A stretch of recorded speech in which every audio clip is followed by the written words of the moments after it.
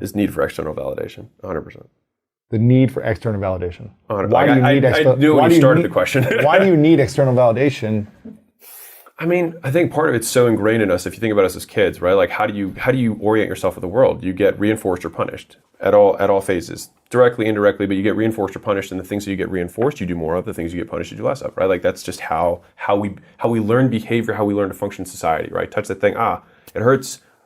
We got punished. Okay, your parent tells you to sit down and be quiet and eat, and you learn to sit down and shut up and eat, and then we wonder why adults don't move because we're told to sit when we're running around, right? We learn or at school, sit down and be quiet. 100%, and we wonder why we eat so much when the reward for everything we did when we were a kid was food, right? We wonder these things. So the reason external validation is so hard, at least for me, is because it's how I learned everything. Is because external validation gave me the directional guidance of what's good and what's not. And then as you get older, it's where am I going to get that validation from? And so I would say that my external validation is still 100% there. It just comes from different sources. So I'm more selective on whose validation I want. So how much external validation do you need in order to overcome this belief to go all in and do it in half the time? Yeah. No, I think I need to be able to validate myself. And that's fundamentally, I think Epictetus said this. He said, like, he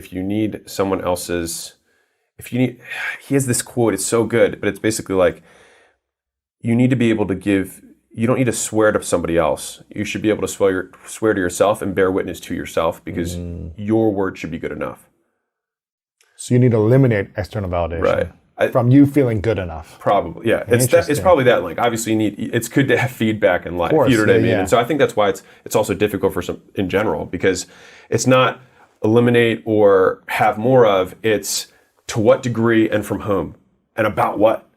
And so then it gets a little bit more complex. But even using those different lenses, I think it's good to unpack it for anyone who's listening, which is like, okay, Layla said this, so this is not mine.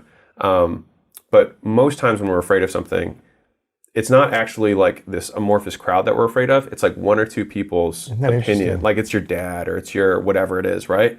And you're worried about what they're going to think.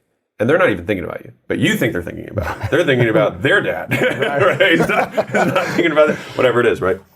And so she restated this earlier on in like when we were together 5 years ago. She was like, and she like made me name the person. It wasn't my dad, it was somebody else for this particular thing. She was like, are you going to let this guy stop us from getting what we want? Wow.